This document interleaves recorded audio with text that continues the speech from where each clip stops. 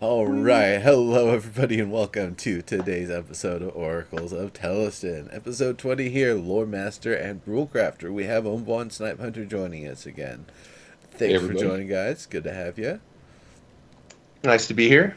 And we've got Diggs, and unfortunately, Zero is hit with some form of plague right now, and Pole is away trying to avoid plagues in some sort of vacation or something. So, Vacation. Yog's been making communications to me that a certain presence should appear on his show. So. Yeah, that's what's going on over there. He probably would have come had I grabbed him and been like, "Hey, let's go." But I didn't prepare him or anything. I just texted him, was like, "Hey, you should watch the fucking show." I'm trying to pop the chat out. Haha. Vacay happens sometimes. Yeah. Sure does. Yeah, right, It's a good thing. Says you. Basically on a sort of vacation of sorts, but it's mostly like, no, I'm not actually doing any work for the next week because I got other work around the house and other things I need to do. So, yeah. For sure. Coming into the year of six weeks of vacation, I got to use them. Yeah, dude, 6 weeks, nice. Yeah. Yeah, so, Is that Theleston. there? Well played, Verde. Well played. Hey. Yeah, no, Verde, come on over. Join the show. We'll be here for a little bit. What, you Yeah, guys we are don't like care. 2 blocks away or something? Yeah, just about. more or less. Yeah, come on, walk on over. Yeah, jump over Yeah. the roof. I know it's jump. not like snowing there. It shouldn't be snowing there anymore. Not anymore. No, I actually It put was the chickens earlier, out in the run yeah. today. Yesterday, Yeah. though. Nice. Very cool. I just remembered I took a rad picture of my chickens last night. Well, one of them. At like 3 in the morning, like way after our show and everything. I was doing some chicken stuff, and one of them, I took the top off, and one of them knows fully well it can jump right the hell out, so it jumped right up on the edge and all. And I'm like, all right, that's a picture. Nice. Cockpits, TMI, TMI. It's just the hens, man. It's just the chicks.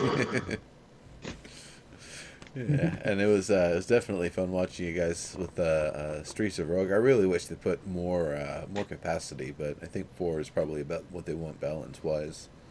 Yeah. Yeah, well, I think it would have been fun with more people though. I agree that it would be fun with more people, but it's already chaos because we don't play it like what's that other heist one where you're all supposed to be a tight knit? Oh, yeah, Monaco. Yeah, Yeah, Monaco. Right? no, it's like not. we don't. Not We even go. close. I know that as soon as the level starts, everybody's privately hitting Y, looking at what it's closest that they think they can pull off for the team, and running off lone wolf to do it. Right? So you'll be halfway across the level, and all of a sudden you're hostile to all cops or all gang members or Half the levels something, and you're like, exploded. why are you shooting me? You know. Or the next thing And you then know, I had hand grenades, so yeah, chaos ensued. someone's fighting against a combination of scientists and slavers with an army of their gorilla pals or whatever, and it's just like, oh, that's a bloodbath. There's gonna be plenty of weapons. Yeah, well, and my target is a gorilla. Go kill a gorilla. Well, there's 3 gorillas on the screen. Which one is my target? I'll just blow them up. Easier though. Terrible. I do like the gorilla though. Did you guys unlock the investment banker? I don't know that I did yet. I did That was unlock that was the one Zyph was running around with, who had to do mountains of cocaine or he would die. Awesome. That's awesome. I was a scientist for a while. Yeah, that is a funny game. It is. I agree. Anyway, yeah, the Theleston, it's a thing. So actually it's becoming much more of a thing now that we're starting to get some play sessions going. It sounds like things are coming pretty far along with the handbook, the companion app, and all things really. It's been straight All up progress. That's Yeah, slow and steady slog, right? Yep. I actually talked to I talked to a person today about taking high quality photographs and backlighting and what we're going to need to do with the map for reproduction. So like I had someone over at my house today to talk about that and see the setup and see where things are and see if we need to move it and what we're going to do, and so making progress. I also talked to a couple people, and this will come up in the fireside too. But in the building that our client is in, there's a professional repro house. Yeah, yeah. Well, they do all the graphic design and layout and all that for all these like concert posters and large graphic installations and things. And I pass this lady in the hall every day, and so I asked her who her reprographics partners were and who she recommended in the area, and if there was some like local, group that was, so I didn't have to tap some, major industry group. I could keep the money local, that kind of thing. And so I have a whole page of information on that. So next week I'll be making contacts there. Yay! What's the deal with is it GameSpark? What's the Oh, yeah, tweet yeah, that I yeah. saw? And what is that? I don't know what you're doing with them other than something. There are our back-end service provider. They basically are the platform that all of our online servers are based on now. So I don't host any servers for the companion app. The cloud storage of the characters, all the processing of the rules, that all happens on GameSpark's hardware. Gotcha. They have a really simple-to-use sort of API that works with, Unreal and Unity and basically all of the technology that we use for development. And so to get things like campaign mode working in the companion app, I either needed to house a server that could handle passing all the messages back and forth and all that stuff, or I would partner with somebody. And it turns out GameSparks has an indie program. Yeah, so we had a phone call with them, and so we traded about 1 million emails with them and did a phone call, and they were like, you know what? Until you guys have 100,000 active monthly users, yep, it's on us. Yeah, go make Theleston happen. And we were like, hell yes. Yeah, because if we have 100,000 users, then we have a whole different ball of problems. Yeah, we can afford servers, right? Exactly. So yeah. And are they local? No, they're in Ireland. Actually, yeah. But yeah, they've been amazing. They've been promoting my streams on Thursdays. Like they're all over. It's really cool. It is cool. Yeah, I agree. Yeah, we've been already thinking about other ways we might be able to leverage their tech if they're willing to let us. Right? Yeah. Because revenue streams are good. Well, I mean, for someone like them, it's always good to have a good partner, someone that's actually making good products, gives good feedback, because that's one thing I found on the tools and service side is the more feedback you get from your clients, the people using your tech, the more you can improve it in the ways and the specificity that they need. So it's a win-win situation. So yeah, I could definitely see them like doing their best to hook you guys up because they're getting the name out with you guys, as well as tons and tons and tons.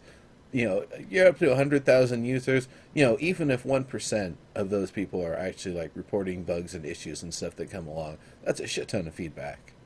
Right. Exactly. Yeah, absolutely. Exactly. Yeah. And their platform's great. Like so far, I haven't come up with a scenario for using it other than like real-time first-person shooter or something. It's not that kind of system.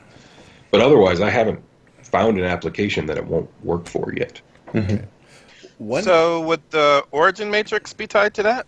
Hell yeah. When we do the origin matrix, we'll store all the data there, and it'll run through their system so that we can continue to maintain and add to it without ever having to like update applications or anything like that at all. That's awesome. Yep. That's really cool. That's the goal. So eventually, I think I'm off the cards and stuff too, so that when when our bot does a reading, it'll actually come down from their server. Excellent. Yeah. I think one of the other applications, and definitely consider this if you think it's cool, is actually using it as a way to track people's progress and achievements across all things they do. You played you purchased, you've played, you completed the what's it called, the hidden object adventure. That's added somewhere on your account, that sort of stuff. You attended a convention, you played at a show, you talked to the devs or whatever. Different credits, different keys and stuff given for those things to have, whatever exclusivity or whatever later on. Yep. Yeah, absolutely. And that's the kind of thing that you can do because of you actually have a platform to do platform level stuff on, which I know sounds ridiculous, but that's how it works. But yeah, so we can literally do stuff like that now. So I'm all over that. That's awesome. We've always kind of thought of every piece of Theleston expression as all, coming from the same sort of universe. And right. So having a an centered- offline back end makes Yep. that a lot easier when it comes to doing game stuff or app stuff or web stuff, any online stuff, really. Yeah, I agree. Very cool. Very cool. Yeah. Global Thelestonian achievements. Yeah, the Chronicle will run on it too, Yeah, when the time comes. that makes a lot of sense. Yeah. Companion app stuff integrating with it, I can see that being incredibly useful for sure. Yeah, especially once the timeline and events and all that stuff starts getting seeded, that would be a much easier way, again, because you wouldn't need to send updated versions of the completed Right. project, but instead people can just keep on referencing the live data. Yeah, and you can even do it for multiple platforms. So if you want to just log into the website and look at it there, you can do it easily. Right. Or have some sort of app. Well, the app. Yeah, you could use the companion app if you wanted to, or you could just look at it on the log in on the website. website, or whatever we want to do, really. Yeah. When we start to do Trying to stuff think like of other RPGs ways. and stuff, it'll be cool too, because you can have seasonal events that just sort of happen, because it'll just fetch them off the server. Yep. Yeah, speaking of timeline and seasonal events, one thing I feel is missing from both play sessions is calendar and holidays. Yeah. So, one, I would love to see, I don't know, I kind of hope that there's a calendar in the player's guide. Okay.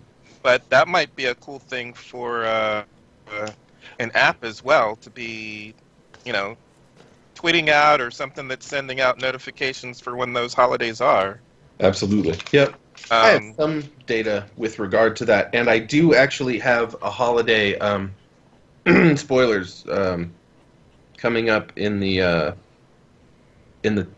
session that we're doing. Yeah. It factors into the story some. So Nice. yeah, what's the name of your campaign? I don't know that we've named it. It You was should the name it. The name should Yeah. the name should come out of the story so far. Like, what would, as someone who's watched it, what would you call it so far? We're still kind of in the beginning. Like, the most exciting thing has been an infire and a fight that went a little the far. First act hasn't even really finished. But yeah, I think we're kind of we're still Maybe rising that should act. be a- Maybe Patreon poll. that's a good idea. I should It write is a that good down. idea, I don't right? have a pen. I do have a pen. I mean, from my observation, the entire thing is circulating around that one Yeah, exactly. bead or jewel or whatever it is that seems to be sought after and of some value, and all sorts of people want a piece of it. So that one seems to be kind of the driving object of the game here so far. Serb says murder hobos go to Valor. I kind of like murder hobos. That's a great title for a campaign. I used to play the kazoo for the murder hobos actually back in the 80s. But yeah, that, and I would love to see gossip and rumors. Thinking back to Revival, that Yep. feels like another thing that's missing from both play sessions at the moment. I think I it would don't be get a cool to feel be of like that. a feed of gossip or rumors in the companion app. Yeah. As a So piece it's of just the like as you chronicle, log in any day, you can log in and look, and it'll just have like a handful of things you hear on the street from Yeah. That'll be Because- filtered by your character. yeah. What do you know? Yeah. Yeah, getting this back to how I... Because I kind of want there to be a closer synergy between MMORPGs and or online RPGs, my experience there, and pen and paper RPGs, to make Sure. them more general, is those subquests. Because I'm used to going out and, yeah, we have a overquest, but subquests aren't really popping up in either play session yet that would kind of happen. And I think Gossip and Rumors is the Revival version of that in my mind. Would Right. stimulate Right. that, yeah. Yeah. I do, from the narrator's standpoint of our playtest,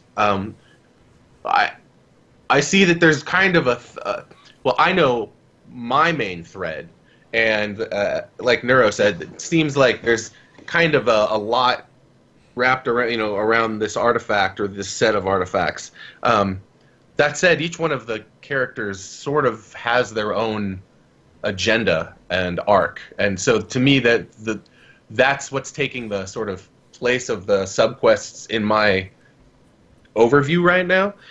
Is that each person kind of has their own trajectory, and I'm keeping track of them, but I also don't want to hint to any of them what I have in store, so they're sort of choosing what bucket they land in, what fire they fall out of the frying pan and land in by by where they go and what decisions they make.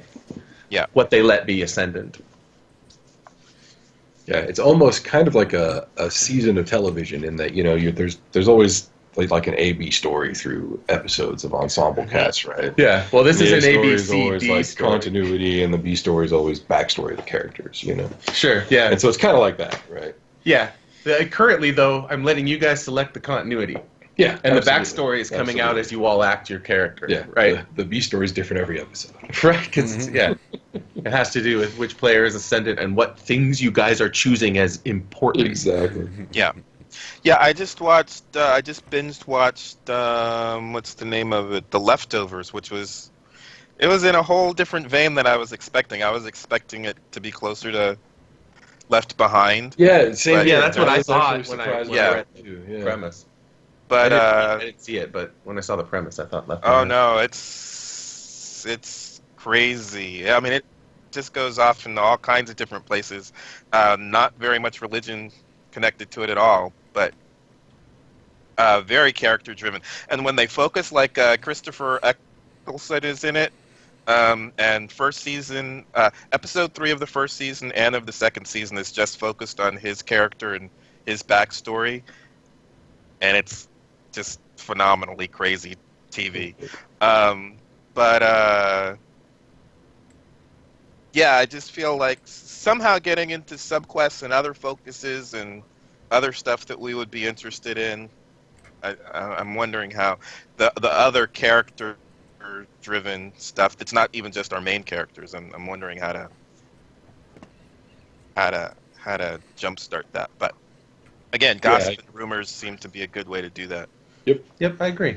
Also, encounters like the guy in the bar in Twixt in, what was that, the second playtest session. Yeah. Right?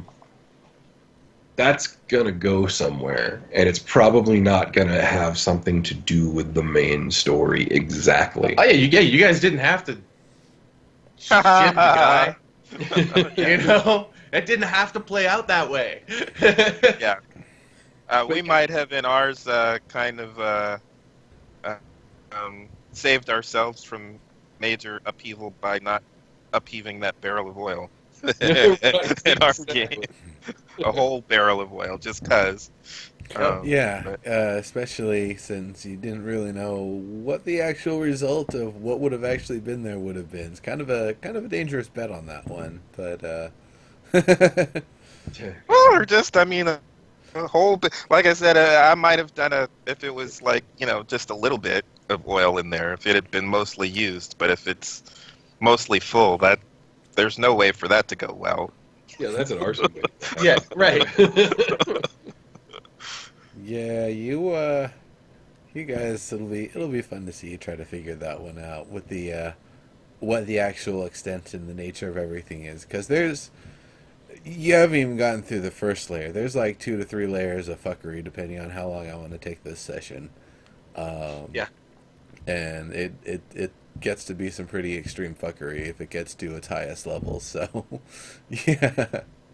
I have my fuckery arranged per town, like Nice. per major city, and then also per character. So as a kind of a cross section, I can be like, all right, you are, for example, Catherine, and you are in Valor. That means you will experience these things based on what I roll and where you go. Nice. Yeah. Nice. That's really cool. Yeah. So I like to see how you guys work through the Matrix as well. It's fun. Exactly. What will you do next? Burn a town. Why not? Well, not the Just entire in, thing. just in. Just a few buildings. And any dry buildings that the embers jumped and caught over to and weren't able to be put out in time, Yes. Well, word spread of this ragtag group of Bandits. bellicose, in burning. I mean, they started a fight. They got in a fucking brawl. They stabbed a dude. They burned a building. And then they skulked off into the night. Yeah. Good guys. You guys are the hero. Yeah.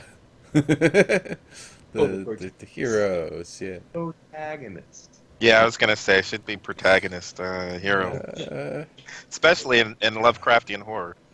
Exactly. Absolutely.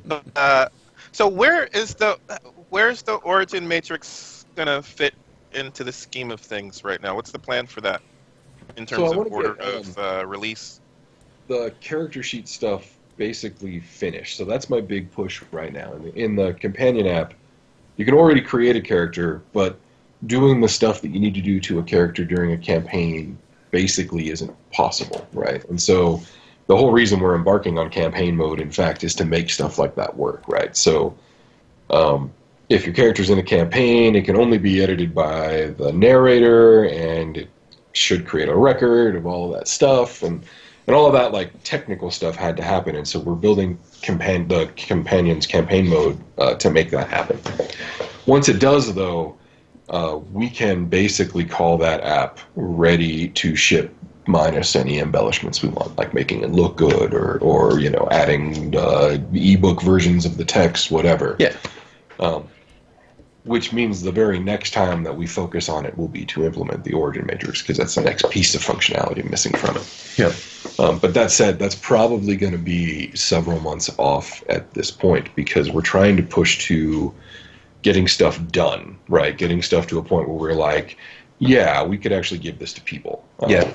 And the origin matrix is not necessary for that to happen. Right. It's an element, not the framework. Right. I want it. Like it's important to me, but it's also not as important as the player's guide or the world source book or the narrator's handbook. And so that's the focus.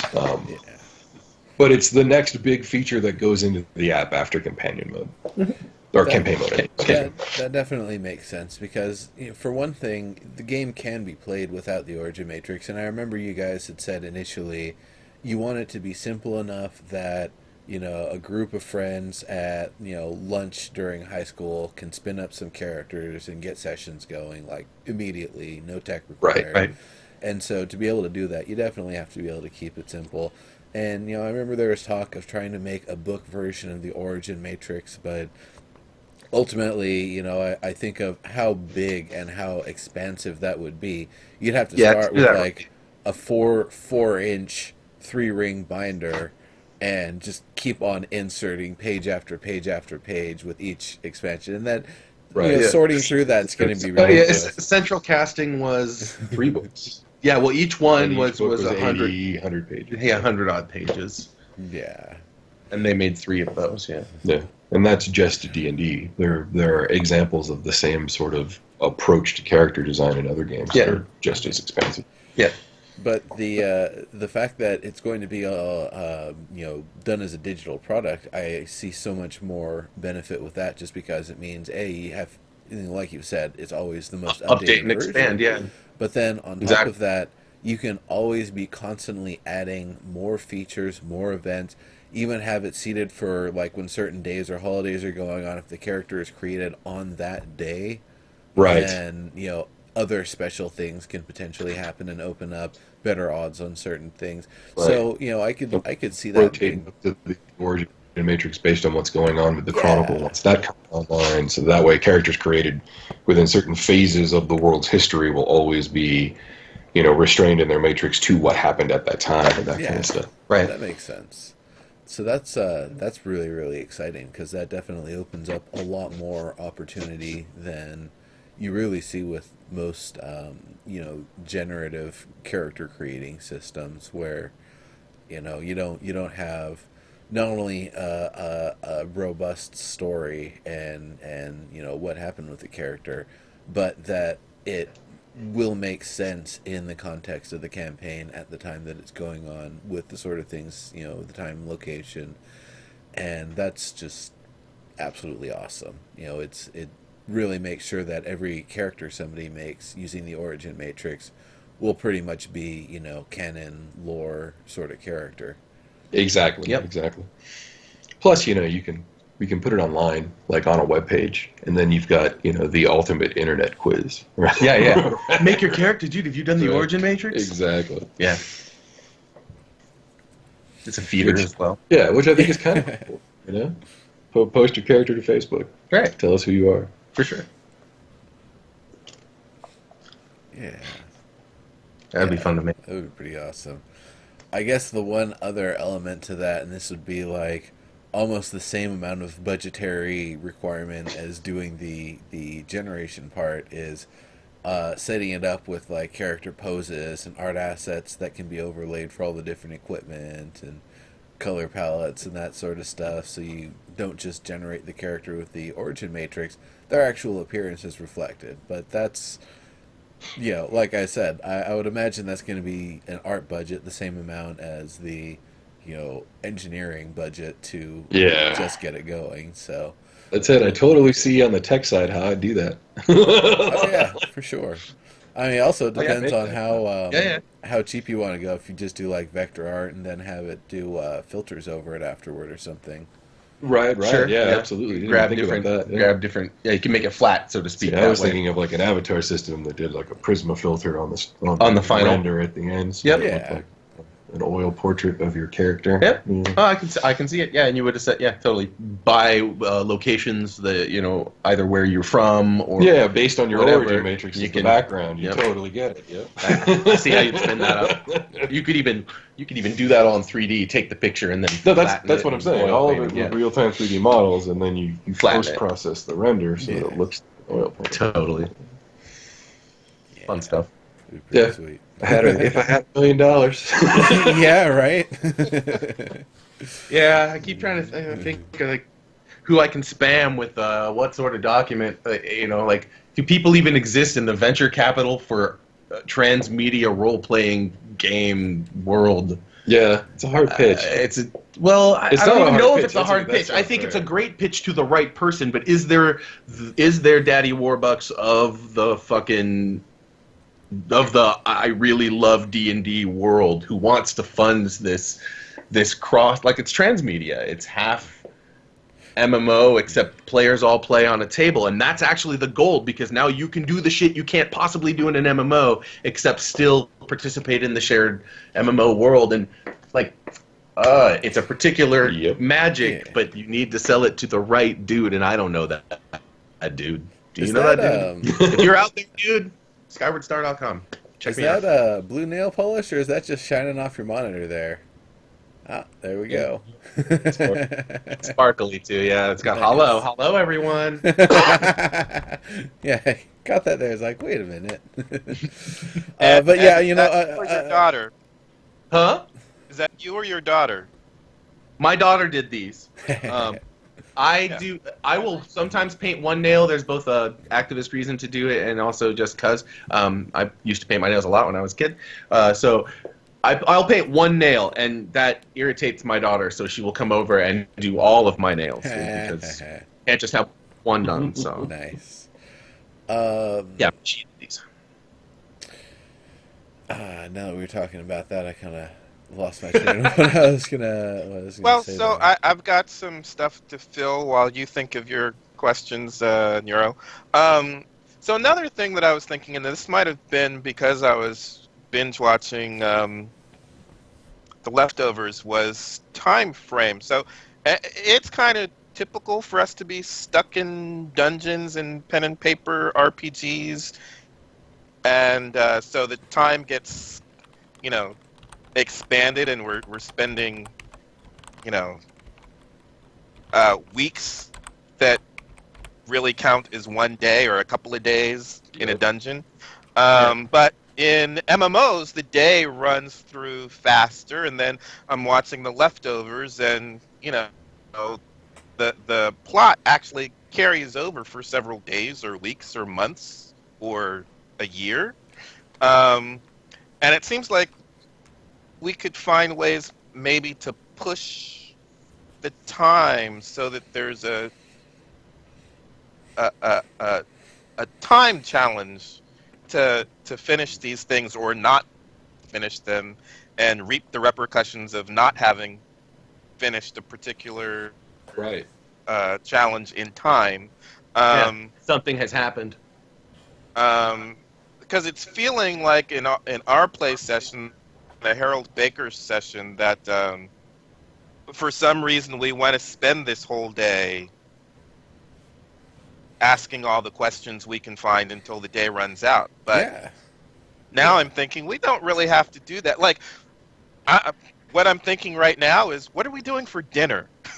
Yeah. Where are we going to have dinner? Let's go have dinner, and we can start some of this tomorrow, and then what's supposed to happen tomorrow? And what were we going to do tomorrow if we hadn't been deputized? Those are the kinds of things that I'm what was Harold interested in doing? What were his goals other than being deputized? Right. Is running through my head. And again, that leads me back to one of the things that I want to do on the morning is go see this card reader who may or not have real powers.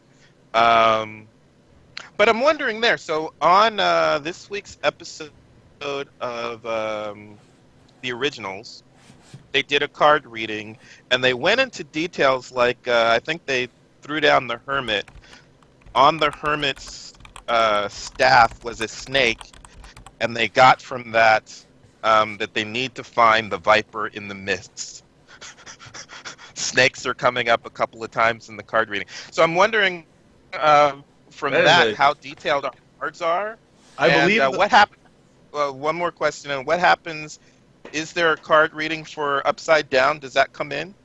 Oh, absolutely. Yeah, if you're watching one of our streams and you do the reading, we have both proper and inverted readings for every card. As a person who was taught how to read tarot very, very young, that's kind of a misinterpretation of how you're supposed to read tarot. Though, like from the writer's perspective, but I'm a metaphysics snob because I have kind of done deep dives on a lot of like neo-pagan stuff, and again, I learned how to read tarot when I was 7, and so I have a lot of friends that love Supernatural, love it, right? I'm like, okay, Supernatural is easier for me to stomach than Charmed was. However, can we not? It's you did that wrong. That's not what that is. Mix everything up and like mash everything up and do it with a scary voice. Yeah, exactly. They totally do. I'm like, oh, that's the unicursal septagram, and they're like, that's the anti-devil demon mark, and I'm like, that's not what that is. Yeah. Well, it's a different universe. It's okay. It's exactly. You know, that's how I wave it off too. To be fair, a lot of them didn't want to continue doing the show, but it continued because the networks wanted to, and they wanted to keep getting paid. So, at this point, like that show. If things that they do are a stretch, it's like, well, I mean, the writers have got to do something. They got a lot of stuff. They got paychecks they need to earn too. I absolutely understand. I named a race the Anubians. There you go. Wasn't that basically? Well, they were all Anubis. They all had the jackal head. What do you call that? Weren't they the Stargate people? The gun. Weren't those the Stargate people from the movie? They looked like that. In Rift, there's a race that has like jackal heads, and they look like the Stargate dudes. And I had to name them. It was Friday. They were the Anubians. There you go. I was pretty proud. Of course, when you pronounce that a noob, Ian, it's like right. That's the early territory. I have to sheepishly admit that more than once I pointed out that was a fine Anubian woman, and I apologize. So it was a long time ago. Roll back through a couple of things that were talked about. The thing that I forgot to say is that actually the transmedia is the pitch. You look at Pokemon, for example. There's the card game. There's the TV show. There's the comics. there's the toys, there's the video games. You know, it's got so many different versions and variations to it. Now, the difference is this is geared more towards adults and like collectors and grognards and things. So you're gonna find more of an interest in, yeah, having a map, having canon lore, and constantly seeing more of it being produced. Custom Sort of a dice, LARP custom without props. the LARP.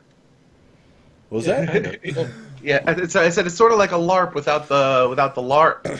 Yeah, a little bit. It's a tabletop LARP.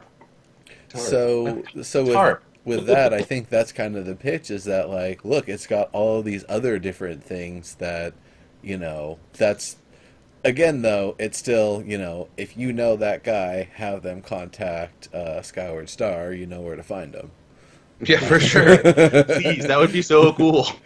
And the other thing I was going to say regarding the time span in the official playtest session versus the one on Oracles, I would say compression of time is really a matter of what's important and what's going on. I actually think of like the overworld travel and like Final Fantasy and those kind of games as the example. When you're in town, things slow down, the scale expands to the size of the town. You're talking with people, you're taking your time. But when you're out in the wild, it doesn't matter that it was like the equivalent of a 20-mile trek between that town and that cave. It's just one square at a time for you, and if you find an enemy along the way, you find an enemy along the way. If not, that square was absolutely boring and of no importance, so move on to the next one. So yeah, I assume what a cool feature would be for the companion app would be if you could open up the map and you could double tap a region or a section or a spot and go, hey, random encounter me this, and have it go, nah, it's all good, or have it go, dude, it's bandits and it's this dude. Nice. That's a good idea. Because I had some high quality images of the map. Well, because what I do as a narrator, if you're overland traveling, to do this is I evaluate how many opportunities for nutty shit to happen should occur per day in the area you are, and then I do some rolls on that. And if if I roll poorly, then you do well, or if you roll well, right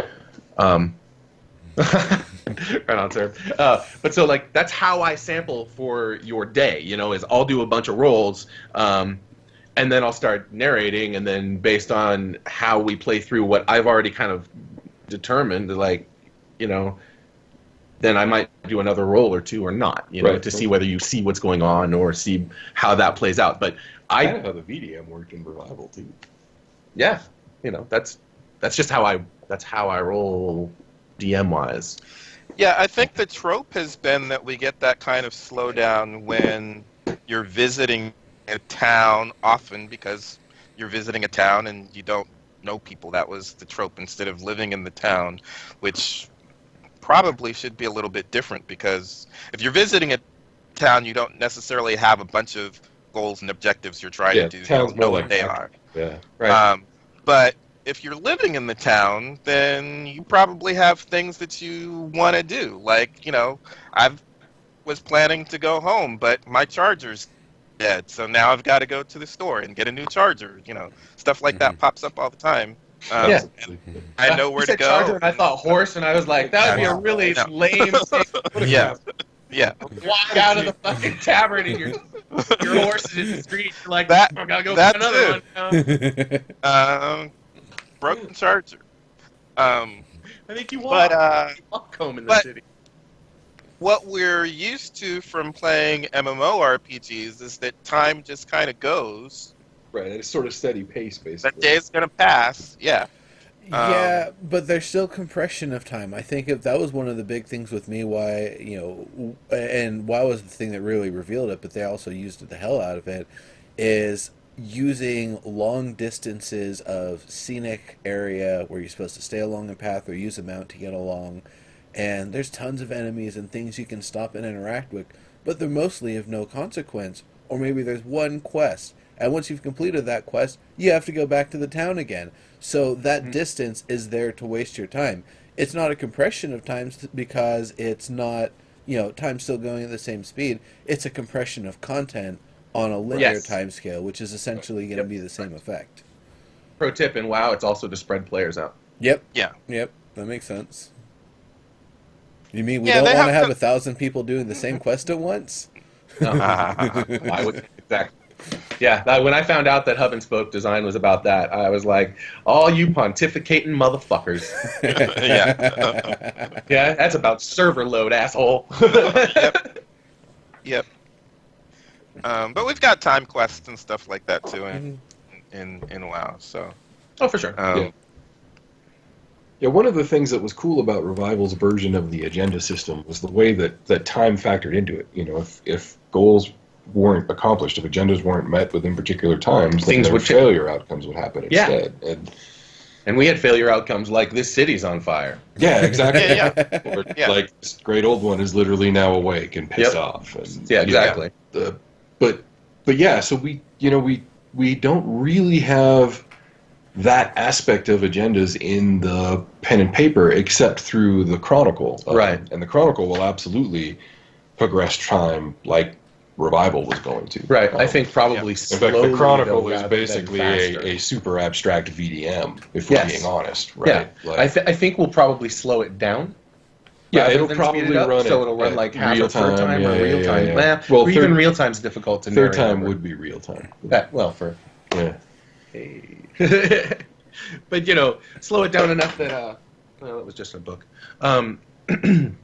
You can have a day session or whatever. You can plan. Oh, tonight, what's going Yeah. on? Okay. Yeah. Reference, Right, right. play your game, and not have a significantly larger period of time pass in the Chronicle than passed in your game. Right, absolutely. Though don't They will- expect that to not be the case overall, right? Yeah. Because you spend 3 days in the dungeon, then maybe that takes your crew 4 weeks to Yes. work through. Right? Yeah. But that's fine. I mean, Okay. Yeah. It's not exactly temporally. It marches temporally, Right. but But it's it's like the not show- tied temporally to your party. It's like the show 24. If you really spent 24 hours doing that, you would be dead. Yes. Yeah. Yeah. Absolutely. Yeah, and I think that's one of the things, and Diggs, what you had mentioned there about MMOs is definitely one of the things I was actually kind of interested in with Revival, and actually one of the things that Chronicles of Illyria is doing is something that I've always wanted to see done, which is not only, does the progression of time matter, but when you're offline, you set your character to do specific tasks and activities. So if you're a blacksmith that does commissions, your character is sitting there waiting to take commission orders, or they're just, banging away with scrap or whatever, honing their skills, maintaining their tools, whatever it is. So that's a cool thing that you come back a week after you were binge playing for a month and really got your character established, and you come back to a pile of money and a whole bunch of new rep that like, oh yeah, no, this guy's a really good blacksmith. He just takes care of your orders. He's like, oh sweet. So my autonomous character settings they have taken care of. So while I was away, I didn't have to experience that time, but it was done for me, and things happened, and I got benefit for it. We toyed with that idea in the Meow, and then we, put it on the sort of later on down the road we might implement this, thing so that you could do this. It's eminently easier to do, I think, with the companion app because you don't have to actually model or Yeah. pathfind or Right. deal with any sort of anything. You can just be like, this is the script that this character would run in a day. These are the roles, and you could probably calc all that once a day on a clock real fast. Tick the update back. Yeah. And for me, the idea is so cool is if a bunch of people start playing early on, but then a bunch of people drop out for like the first 6 months until these characters start dying off, you basically have built-in Shenmue. You have everybody going on their paths and their cycles, Right. and Correct. so long as you don't disturb them, they'll continue doing them. We had the majority of that scripted on paper for Crowns Rock for the Meow. Yeah. So we had actually built a system so that you would give you would give NPCs sort of their basic motivations, their sort of like wants and needs, and then you would set up their schedule and the places where they would generally spend their time in the city in a kind of heat map, and you would just let them run, and then they would be like, well, I want to run my store. Oh, I'm a baker, but my store is out of wheat, so I will go to the store and I will buy wheat, and I will come back and I will bake bread, and then I will sell bread. Right, Yeah. and in theory, there was no reason why you couldn't author one for a player's character, because it would have run on exactly the The same sort of system, right? Because the system wasn't specific to a particular craft. No, it All would of just the release items in the world contained the data about how to use them. Yeah, so it would just release the character to the auteur again. That would be harder to do that level of detail on paper. But the cool thing about Revival being procedural the way it was is that all just sort of falls into place once all the data is authored and it's just running. Yeah. I think for the companion app, what you would have to do is mark your character as, autonomous or as hands-off or whatever. So you'd go click and you'd hit that button, set whatever the circumstances are. Those circumstances would be set by your narrator or what have you. And then you'd hit go. And then you wouldn't be able to enter it into a game. Like, it would be locked, much like it could be locked from the other side. Yeah. During that period, and then when you wanted to sit down and play again, you'd have to unlock it. Yeah, and it would calculate what had happened. And and update your sheet. Interesting. Incorporating any, you would have to incorporate any events that happened at the time and stuff too. Yeah. Well, the cool thing is with the back-end system, you could just do that at regular intervals. Yeah. Just anybody who's autonomous, this is what's going on in the world. Did this affect you? No. Then we move on. Then we move on, right. And if it did, take your character. It's neat. Yeah. So you'd have to release them per session. It's a cool feature, though. Yeah, I like that. That's cool shit. Yeah, absolutely. So, man, that companion app's gonna have everything. It's the product. Yeah, it's kind of it's kind of the platform for all of this stuff. Because the way I had that epiphany about this, I realized I was being a fucking old man, and nobody plays tabletop RPGs the way we used to play them anymore, right? Like, even the gathering to play around the table is fundamentally different because we all have one of these, right? Yep. Yeah. And nobody's taking advantage of that in exactly the way that they ought to, I think. And I think the companion app is sort of a slow, faltering step forward in that, in the direction of trying to take advantage of that rather than have it take away from the experience. Right. And I don't know if we'll pull it off or not, but it's definitely where all the ambition in the bringing the digital and the analog together is sort of synthesizing itself. Well, it's a lower cost buy-in than the tabletop solution, which is basically an Android for your tabletop that's this big, that lays down, that it looks cool, and you can play with all your parts on it if you want miniatures and shit. But that's kind of a high buy-in, whereas this would be a monthly sub in your smartphone. Right. Well, it even saves you things like carrying dice. That makes coming together to play a game hard. Right. Because if you're there and you can get in, there's your character, there's everybody's your got die a phone, roller, everybody can get the app, everybody, right? You want to run it on a big screen, you got your laptop, your computer, it'll run there. Yep. You pass notes to your narrator. You can play from afar. You can just Skype in and play. Yeah, absolutely. The benefits, I mean, there's so many to it too. The just the fact that you can actually play the game and potentially have access to all of the information without having to basically, spend like a golfer or whatever on all the tools and equipment. I mean, all the books and boards and maps. I mean, it's ridiculous. I think D&D, if you really get serious, or Magic the Gathering trading card games too. They're expensive hobbies, like pen and paper games, source books after source book. Not only is it a lot of information that will often be, contradictory and then re-updated and changed later, or the rules changed in the primary rule book, so all of the rule books now or the source books need to be updated for it. Like, it's just absolutely ridiculous how much content, has been published for all of these things.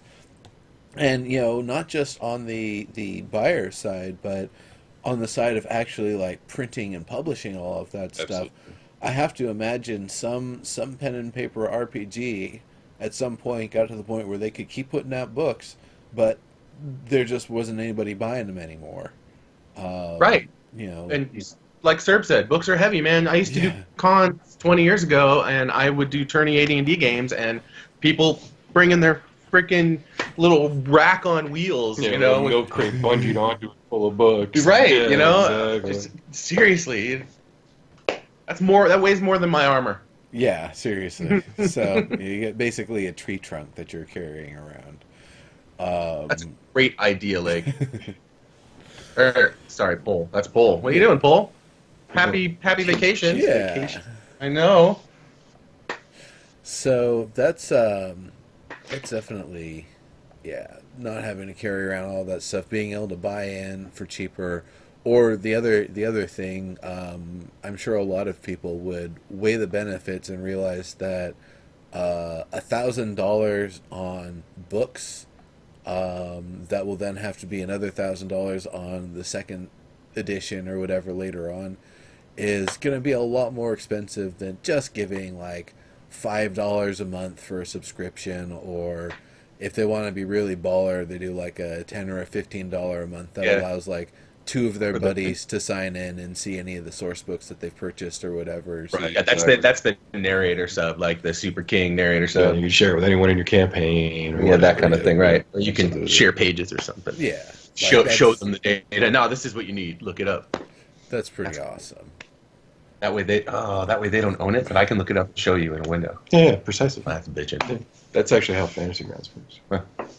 There you go. It's a definite feature. I want to talk about this concept that Paul mentioned. Are you planning any kind of a lobby for players wanting to join a campaign who have gone ahead and subbed? I don't even understand what that means. So you think Okay, it's a good so- idea, so I'd love to hear that explained. Yeah, so right now, I assume that what Paul was talking about is I own the game, I own the companion app. I want to play online with a party because nobody around me wants to play. Right. How do I find a party of people that wants to play and then join their campaign? Right. Sort of like matchmaking for a first-person shooter, but for A live action role. campaign. Well, yeah. And so It's like the corkboard at your local game yeah, store. right, exactly. That's a really good metaphor for anybody who's done the local game store thing. It's the board with all of the available games that are looking for players. Yep. I also used to run the local game store game in the background. And so the plan right now is, if you have the companion app, you can make your campaign public. And I don't know at what sub level or anything like that yet. I literally am only thinking about features. I haven't really thought about how to make money off of them yet, which is probably a bad idea. But I'm a creative. But the idea would be that you could browse, a filterable list of games based on criteria you set. Has to be family friendly, can play at any time, and I don't have an example in my head of all the ways that you'll be able to filter. Yeah, but you'd set it up your calendar. You probably have a profile that has your availability in it. Correct. But yeah, so and you'll get the list, and then you can enter a game. The narrator then will look at your desire to enter the game, decide if they accept it or not. If they accept it, you'll be added to the game, and that's just one of your campaigns.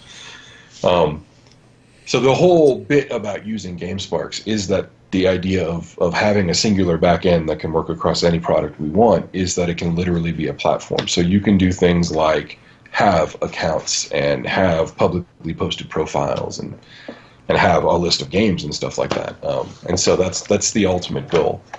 Right now, however, all you can really do is invite people that you have added as friends to a campaign room. And that's the safest, doesn't require any policing sort of method, which is why we're doing that right now. Right. But in long term, the whole point of making the online platform a platform is that it'll feel like a service just like that. That's the goal, right? So that has me thinking about. So when this was shortly before, maybe a few months before you guys were ready to start your play session, your play test, and as I was wondering if I didn't know how you were going to pick or what that was going to mean, and I had a moment where I think I said to you, well, I could even just be an NPC. that you encounter that gets encountered along the way somewhere sometimes, or a bunch of different NPCs since I like to make all. But that's bringing that up in my head again. So there is a kind of are we calling it a campaign? It's not really a campaign. It's like a event. I don't know what the name of. I can't think of the name of it right now. But it's the whatever the overall situation is. If there are a bunch of people playing a Crown's Rock campaign, and we're looking for people, it seems like I should be able to act as a kind of NPC who's not necessarily Or a drop-in. Yeah, but it's not even necessarily for the entire session or to Yeah, you could be move an the on-call, plot. like a. Yeah. So if you've read The Diamond Age by Neil Stephenson, A that ractor. yeah, you'd be a ractor is what that's called. And yeah, it basically in that world the SimSense sort of is the thing, and there are people who are basically stringers, and what they are is they do drop in acting of parts for people's experiences, and get paid for their time. Yeah, Right, Uber. because I'm thinking like Harold Baker, Harold Baker would have hopefully things that he wants to get done, like sell bread to people or cater a party or something like that, and then you drop in to do that because you have something that the Chronicle. You have something that you want to do in the Chronicle. Other people happen to be playing the Chronicle at the same time, so you kind of cross paths, even though you aren't a regular player. Even again for the whole hour session, you're just there because you want to get your little part done, and you're in the same area of town or whatever. Right. Almost like a random encounter. Yep. Yeah. That's kind of interesting, and that might feed into that lobby system Yeah, if that's you're neat. just looking for something to play at that given time. I know that there's a whole Like actually. an improv part. Like, Well, yeah, not only so here we're going back to transmedia again. That kids, and by kids I mean tweens and teens, these days, they do impromptu role play, and they do it in chat rooms. When they do like freeform role play, no rules, but it's an almost standardized way of interacting to what I think back to when we were kids and we were on a playground and we'd be like, let's say this happened, and then this happened, or whatever. But they do that, and it's like hyper refined. Like the kids have been doing that for so many years, and I mean even before me for sure. Yeah. That now there are chat rooms where you go in and you go, we're gonna do a role play about Five Nights at Freddy's. My character is this, and then the other player says, my OC is this, and then you talk out a fanfic story, and this is similar to that, only it's moderated. yeah, in some way. Yeah. So I could see that, even I want to play a drop-in door guard. I want to play a thief. I want to play an encounter on the street, and you drop in for the encounter on the street, and then Here's the milieu. Yeah. Snipe Hunter shivs you, and your friends drag you away, and then you say thanks guys, that was fun. They rate your play thumbs up, thumbs down, so that your profile has a quality. Yeah. So the other people know, you're a You good can get drop it in. that way. And you can build rep. Maybe get achievements and stuff too. Yeah, I think that's great. And get achievements. That's cool too. And in those cases, I think what the narrator does is the narrator goes, I need a this, here's the character. And they pop you over the character sheet. Will we be the first tabletop with achievements? That can't be right. Haha. I haven't heard of achievements before, but that was awesome. Yes. That's crazy. And that means you get creds. No, that's bona fides. But the app will do that. Yeah, I mean, can do that. But That's bona fides at con. yeah, right. Absolutely. Yeah. Print out your card or something. Right. Skyward my Star, by the way. Theleston VR for EP. hire. Skyward Star.com, thanks. Yeah. Not a call. Theleston EP. Speaking real quick of roleplay, the earliest roleplay that I've seen, there is a clip. I'll have to post it in Discord, of these toddlers. They can't even speak yet. They're watching Frozen, and they're reenacting what they see on the screen for about 4 minutes. That's right. Nice. And the amazing part is they stay in character the whole time. They've memorized they know what the characters are going to do ahead of time. They have kind of set up the living room so they can go do their parts where they need to do them. But one is Elsa and the other one is the sister, and they stay in that character the whole time, even though they can't speak yet. Awesome. That's awesome. That's wicked cool. I didn't even know they had the capacity to do that. But Yeah, me either. That's amazing. Communicated, "You're Elsa, I'm so-and-so, let's go at it." And they stay in character for 4 minutes. That's rad. Yeah, I think human beings like to role play, but Well, yeah, dude, telling stories is one of our earliest pastimes, right? Yep. Right. It's kind of what we do. Narrative machines, man. I'm telling you. Yep. Let's play. For sure, which is, people hate on like sitting and like, oh, blah blah blah, you're wasting time reading books. Oh, you're wasting time watching TV. You're wasting time movies. Or, oh, you're wasting simulating time. worlds. Yeah, you see, it's like, well, I mean, it'd be even better if we could have a conversation or some sort of an interactive version of it. But you're not down with that, so I'm just taking it in on my own. Right. So, but yeah, you're simulating trajectories through whole, modeled worlds. Yep. You're making realities happen. Yeah. Perhaps. Metaphysically speaking. Yeah. But if it's all metaphysical, then, there might be some ontological import to that. Wow, it got like dark here for a second. Yeah, it's the lights or is it clouds outside passing over the sun? Yeah, sorry, I didn't mean to be distracted.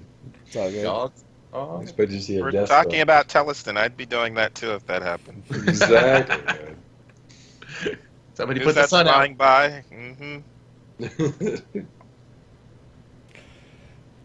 Can't put the sun out. Cole, did you have any other questions? Zero? I don't know if Zero's still around. I haven't seen Zero was here for a minute. So we talked about the map a little bit. You're getting ready to do the weathering stuff, getting it all posted up.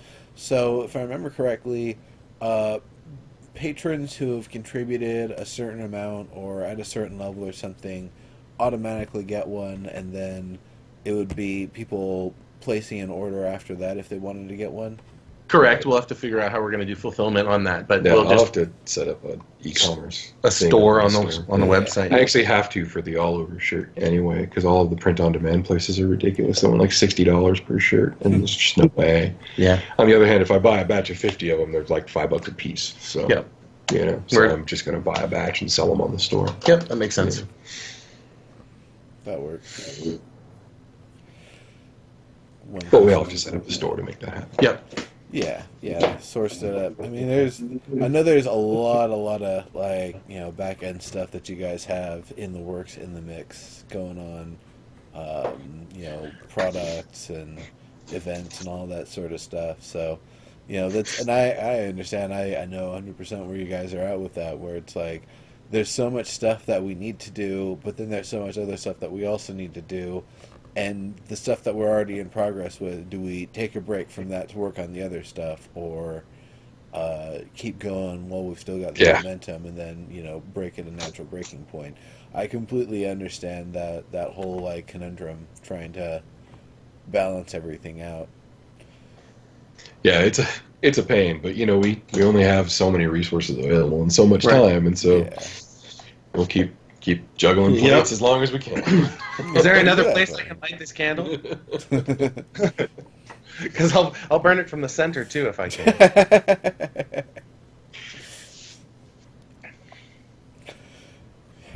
You end up with nunchuck candles. Yeah, right. I don't know how to hold those. Awkwardly. Yeah, but that's really cool. And then I haven't really heard much. You know, guys, do you guys know what's going on with the hidden object adventure? What's going on with that these days? It's been pretty quiet lately. Yeah. I expect that'll probably stay that way for a little while, just given where everybody's kind of at. That's one of the more community-driven projects, and just like us, everybody in the community's got bills to pay, and so everybody's pretty busy. Yep. But I haven't given up on it for sure. In a worst-case scenario, we'll circle back to it and pick it up ourselves because It'll just build back more than burner one until hidden we get object back. game of our own anyway, and so Yeah. we have a lot of resources that'll make that happen. And the community has already contributed an ass load. So Absolutely. There you go. Cool. Glad to hear that. Nice, Verde. That's funny.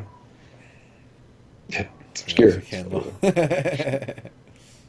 I wish it worked that way because I would already have got that upgrade. Yeah.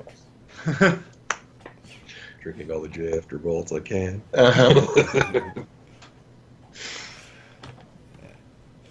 Yeah, So- I would go demonic with my time if I could. Yeah, exactly. So, what are the biggest things that you guys are excited to be working on with it right now, or hoping to be finishing up soon and glad to have done? I'll be done with the cards soon. All of the cards, the images for the cards, at least first batch, and then I can just put them in as a stack of PSDs on my Surface and start working on the original art versions that we could use for print. Yeah, and the hand-drawn one. And I think that's great because that's another product. It's another long tail. It's another thing that can be put up on a store, It'll be nice to circle made back to physical, and I can get my hands off of it and move on to something else. Yeah, it'll be So- nice to circle back to the card app too. That's another one that's like almost done. But what I'm really focused on right now is the damn companion app. It's my white whale. I will pursue it through death. Eskimo. So, with the cards, does each one basically have 6 different reading possibilities? The position it comes in plus the inversion. Are there other factors involved with the reading? And how many are there? It's actually different. The number of interpretations of the card depends on the card. So, for example, some cards actually have no meaning at all. Well, there's one card with no meaning at all. It's not no meaning. It's I don't know. Right. It's weird in the literal definition of the word. But some cards have as many as like 9 different interpretations, and some only have 3. Yep, it's as many as my. I was channeling the energies of Theleston, and sometimes the card spoke to me more than other times. It reminds me of kanji, though. I mean, that's the way when I'm looking at kanji characters, some of them have, well, I think most of them have at least 2 meanings, but some can have 12 Right, exactly. or more different interpretations and different pronunciations, and then you put them together, and that's a whole nother... Right, changes it conceptually. Yeah. But so how many are there? How many cards are there? 84? 84? Okay. 84, I think, yeah. A lot of them are the numerics, right? 1 to Yeah, there's like 9 or 50 some odd of the like suit cards or whatever. Yeah. 40 some odd of the suit cards, and then the rest are all the major lost and grand arcana. right. And so right there are subset. Are there different things you could do with like are there sub packs? And part of what I mean by that is do different areas have different ways of reading? Do some people use them to play games instead of like maybe there's a game that you might play with just the I haven't major arcana? played games, but I am totally open to other people, and my thought was, for the Meow, my thought was absolutely, like, we would just keep creating different ways people treated that set of cards, and then there are other ways to divine that are not that set. It's just that set is one particular one, and we were hoping that it would be treated differently in different places. So as it is, pragmatically, we've had Verde write a bunch of different reading styles that are colloquial reading styles or from different places, or Yeah, different. they just have different lore They behind use them. different numbers of cards. They use them in different places and different positions with different meanings. But yeah, I haven't written a game yet, but I intended to. I intended to Okay. use them any way you could use a deck that got carried around from city to city. When we structured the cards, we built them with gameplay in mind. That's why there's Suits. the 3 suit cards, so that the 3 suits of cards rather, so that you could play, games that required common set pieces. And then there was also the idea of the Grand Arcana, which is the the Fool or the Hierophant in Tarot, that style card. And then we also built a sort of deck of wild cards, which is called the Lost Arcana. And the idea was that any one of these would be expandable as we built into the world, and new cards were recovered, Or found, or discovered, or yeah. made, or whatever. Most of the Lost Arcana are the original old school community members, inspired by. I think, in fact, I know for a fact because I made them. Yeah, that both there's Neuro a- and Diggs have a there's a card Neuro and a representative Diggs Lost of card, themselves. So yeah, you both have cards. Yeah, it's the don't say the wrong thing when you play this card, especially in a tavern.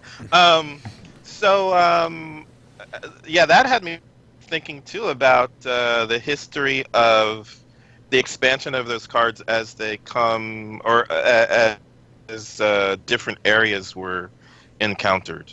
So that does have me wondering about local versions of them. Huh. Yeah. Maybe more, maybe less. That's interesting. Okay. Yeah, different visual presentations and symbologies in some cases, I'm sure. I'm sure. So, so That is depends the on 80 artists, right? Is the 84 thinking of the way the lore seems to be written from my perspective? Is that the Sky Pass standard, or is that again, some may have more, some may have less? That's the largest known esoteric collection. Correct.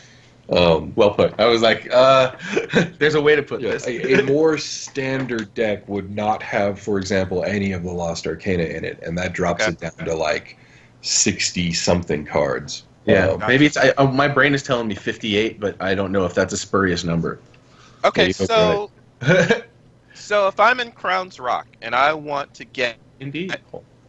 a deck, you think that would be around 58? I just wanted to get it's just my the suits starter deck. and the it's just the suits and the major arcana. Okay. And then if I were in some other, I don't know, Valor, maybe not Valor, maybe Fall Creek, would that be the same standard deck? Would it be...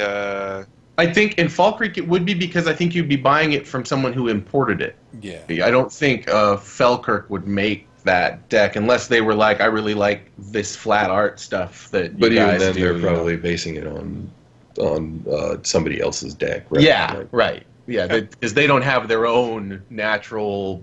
They do a different thing. They're divine. Yep. They're The divine. games tend to be more physical. Yeah. Okay. Cool. But that said, there are cards themselves that are regional. I'm trying to remember which one there are, but you wrote in the story you wrote. There's cards that come up that you'd only have if you were in Congarai. Yeah. I don't remember what they are, but Yeah, I don't remember that one either. It was. I think it was a lost That card. makes me wonder if there are, and there's a couple of ways I can think that this would happen. Just thinking of Revival, I think. Are there cards that are more likely to come up yes. depending on when you're playing? So even if you have that 58 deck that's standard, if you're playing in Conquerai, different cards are more likely to come up because you're in that area than others? Well, That's definitely how it worked in the Meow. yeah, in the Meow, that was, yes, we weighted that, and we weighted that based on tags and all sorts of things, because that's how divining worked for Right. a mechanical system. Yeah. To be fair, So- in the tabletop, that's less likely. Well, yeah, because in the tabletop you could be modeling them with the actual cards that you Yeah. purchased. At It's which point not- I can't magically influence your cards as much as It's I would not like to. entirely untrue though, in that the Lost Arcana section of the card deck is more like Magic the Gathering. Yeah. In that the likelihood That- of even having those cards makes them rare. Right. That seems to be a stretch goal for the digital version, though. Oh, certainly adding more lost cards or well, Well, just There adding would- in the isn't there a way- influence of area. A lot, yeah. yeah. Well, so in the bot we weighted them so that the Lost Arcana were more rare. Correct. Correct. Yeah. But it seems like you could code that in for where are you playing in the card app. Yeah. Seems as much. Yeah. I don't see why Seems not. as such. Yeah, Right. certainly. Yeah. Well, and that could even unlock different. I mean, different reading styles if you're not doing the reading, but you're going to a diviner. Yeah. Like Verne said, he said the horseshoe layout that he made Yeah. is Well, and from in the card reader app, when you set up a reading, you tell it which arcana are valid for the reading. So it compiles a deck Yeah. based only out of the cards that are valid for that reading. There you go. It also, that one doesn't have any weighting. Yeah. That one literally treats them like physical real cards. So you literally shuffle a deck and pick cards. Yeah. Right.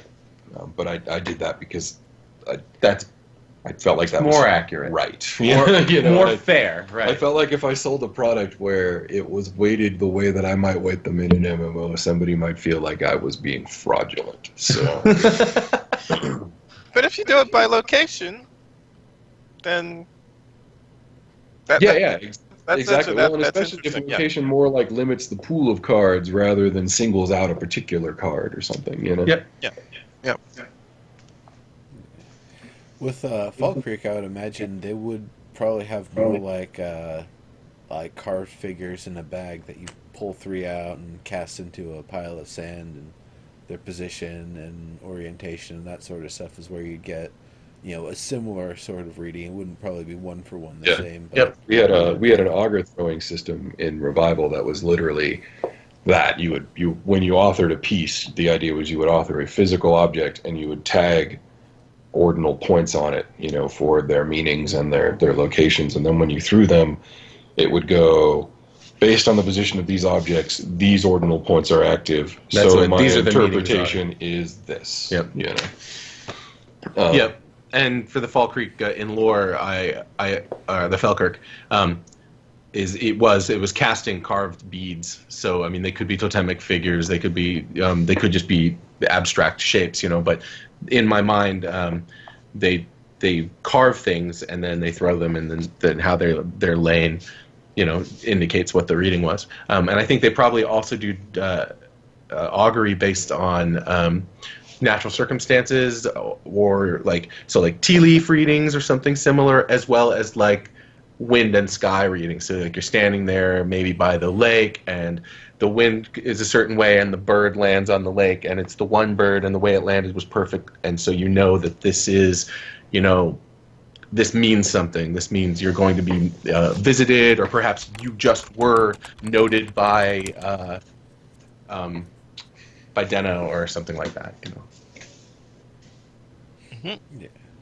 The bones say nothing. Truly care for this child. Yeah, this is the finger.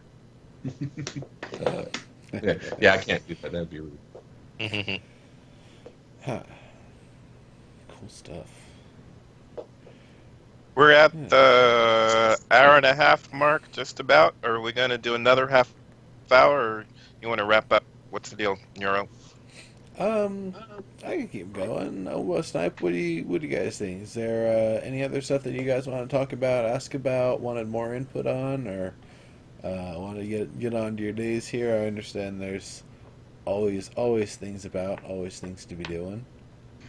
Oh, I can answer questions. Yeah, I'm open. I don't know that I have necessarily anything I want to specifically talk about. But No, not offhand. Yep. I have a mountain of philosophy of religion to write when I get home, and then math. Fun. Yeah.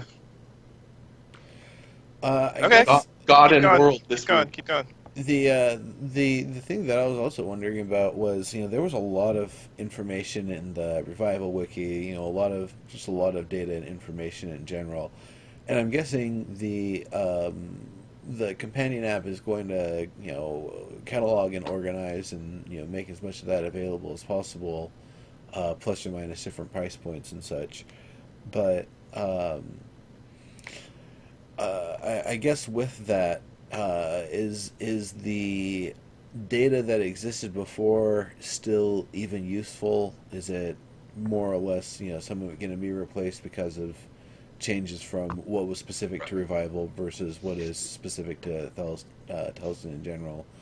That sort of stuff. Because I know there's tons of stuff we don't even know about for the areas that we do kind of know about, and then beyond that, there's the entire rest of the world. We're basically in like Australia or something down here. It's just Right. a very Exactly. small part of the Position on the globe is kind of Australia-ish too. We figured it out once. It's southern hemisphere, kind of low. Yeah. Exactly. yeah. And the world must, because of the conditions we've established, must be a fairly large planet. Yep. But yeah, no, we. Damn it, I lost my train of thought. We have this massive, base of information that is still useful to us, if nothing else, as a template for how we build what we're going to build next in the world of Theleston. Some of it doesn't translate to our current projects directly, though, for sure. And so, tags is a really good example of that, right? Like trying to figure out a way for tags to work in the pen and paper took me 3 weeks or something like that, right? Yeah. And it only managed to model one piece of what tags really were to the meow. Yeah. But the spirit of what we wanted them for is still there, and that's the important part. And so for everything we have, there's that sort of like process of looking through it that we're going to go through whenever it comes up. Some of it at this point, though, is like more notional than not because of the differences. Yeah. Well, and so like tags will come through in a pen and paper, aside from fears, etc., and the other things like that, simply in like play. Yeah. Verde Manzana has a tag as that dude that some people saw fleeing the burning building, right? Now that doesn't matter everywhere, but it's a small tag, but Snipe Hunter's got the tag shiv that dude. Right. It just comes out in the play, so it doesn't need to be modeled mechanically. And in fact, there's a line where you maybe don't want to model everything mechanically, because then you'll get the kid who comes in who's like, I read page 32, the supplement over here, and that means that I get to override and power roleplay through your narrative. Right. And you don't want that asshole at your table. You can't power emote. It's against the rules of this chat room. Yeah.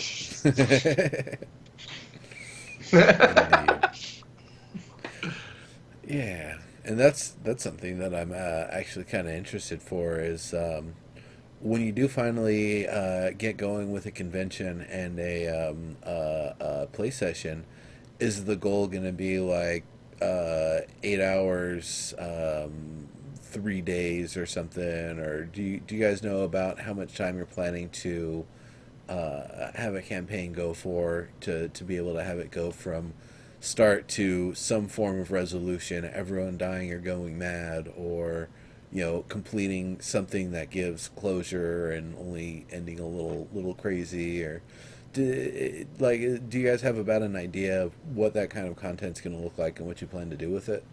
So the first time through, we'll probably do a single session, 1-2 hour adventure.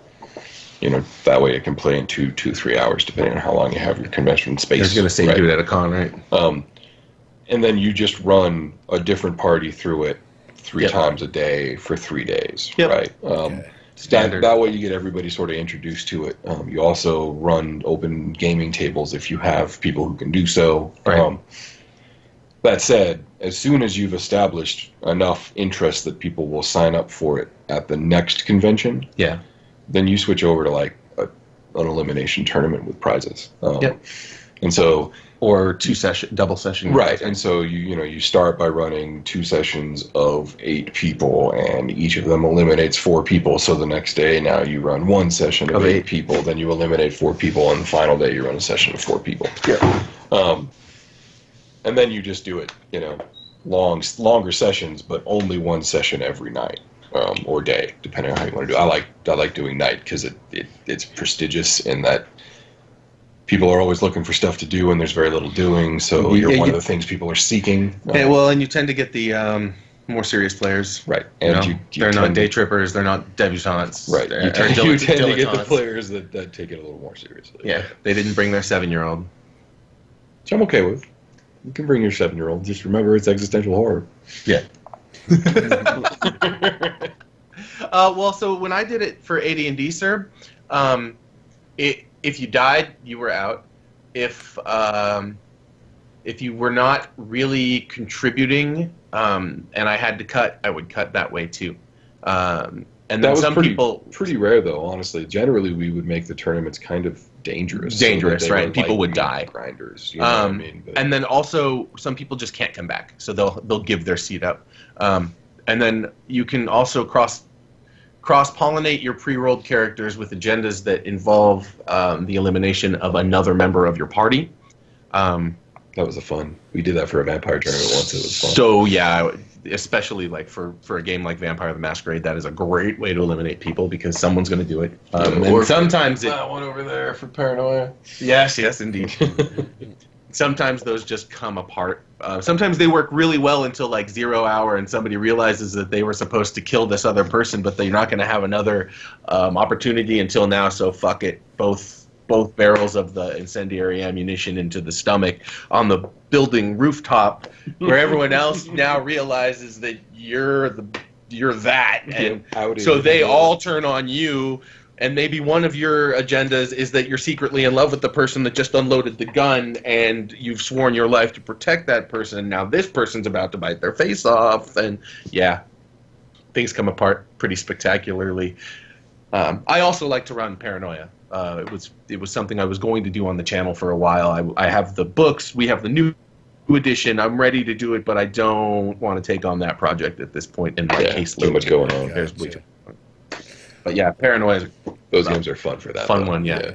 But the elimination factor seems like definitely a different sort of challenge with Theleston because, unlike I would say the White Wolf stuff and D&D and a lot of systems, they're I would say more geared, more oriented for tournament play, and there's that much higher emphasis on the importance of combat and being armed and geared and all of that sort of stuff versus Theleston. Yep. I feel like that's much less emphasized, and it seems like instead of it being elimination based on people being slain or going crazy, it would be potentially other things that being involved with crimes, people actually being arrested and hauled off, and that's why they're gone, or they actually completed something with their character where it was better for their character to go take that offer and become an entrepreneur, take the shoes of their dead twin brother, a philanthropic entrepreneur or whatever, and try to figure out his murder. And it's like, great, your character is complete for this point. You did a great job. We might do something with them at some point. The character's not dead, but you're done on this campaign. Right. Yeah. That sort of stuff. Is that basically kind of the goal? Is like not really trying to make it a murder grind fest so much as just trying to find different ways to complete things for characters so they don't need to be a part of it anymore. I think just like everything else that we were doing with Theleston's content, you would do it probably agenda based, right? And so, you would be given a set of goals to accomplish as part of your agenda, and they would be things that would be accomplishable in a single session, accomplishable across 2 sessions, or accomplishable across the whole thing. And you could eliminate the people who weren't able to complete their agenda in the first session, that kind of thing. Yeah, for sure. And those agendas then could be whatever, like it wouldn't matter. Yep, that's a great way to do it, I think. Because that also includes all your table talk and your Right. you know, you emoting, you know, asserting, you know, we need to do this for this reason. Right. You know. Yeah, and maybe that's. I like the wording of agenda because I think maybe that is what I'm missing too from the play sessions. Is again, like I know what the overall objective that we've been given for our camp for Harold. What he's searching for, what his investigation is for. Yep. But he had it. I'm assuming he has other agendas that he would have been looking for to accomplish that are separate from that. And I would imagine that's true for the characters in your playtest too. But I'm not sure what Adarin's agenda is separate from the overall plot of going somewhere. Like, what does she hope to do day to day? Type. She's trying to make a clean cut from her old life, and also has some interest in what happens to her husband. Yeah, but there's still something that's like an interest, but not something that's, you know, what are the little pieces of that she's trying to. Yeah. How does she fulfill that motivation? Yeah, Right. and even from day to day, I'm just not getting a sense of that. But what was the? Oh, so I'm also thinking about this. We have a map. It seems like the map that's being created is the known areas of Theleston, as drawn by a Brogine map-making apprentice. Now wait, is it just Greyshore or is it Anacotha too? It's just Greyshore. Okay. Okay. Anacotha's the next one, and I'll embark on that eventually. Cool. But I'm wondering if there's a way to do Crown's Rock, because when I think of the pen and paper I want to play, it's definitely Crown's Rock, because I know that the city town. itself. The city itself. Yeah. And we have some form of assets for that. That seems like that could be turned into a map that could be certainly used for pen and paper. And we even have. Well, actually, we've been using that map for points the of pen and interest for paper. Yeah, but I don't. I'm wondering. I'm thinking of in terms of like tournament play. Sure. You'd have to Like, take however, if you can disseminate the Greyshore map, there's got to be a way to disseminate the Crown's Rock map too. Yeah, but that's true. Yeah, and we can put that on the list of things I should be able to make. Yeah, I was gonna say we have a version of that that's super high resolution. Yeah, That's exactly. what I'm saying. Take that and then Seems step like out stuff and maybe not use such an archaic method as a pure dip pen and be absolutely period and right in my applications of the inks, and I can maybe make it faster. Yeah. Yeah, but it looks cool. But that's understandable, definitely. And that's one of the things when I look at the existing Crown's Rock map is that it's good. It gives you a good position of things, but it doesn't really give like the really fine-grained detail to know like what part of what building is actually what. If it's like a large set of connected buildings, or if it's just one big building. On Even that the block. shapes of buildings themselves are iconic rather than actual. Yes, that's true. So, just going back, I'm going full circle, kind of.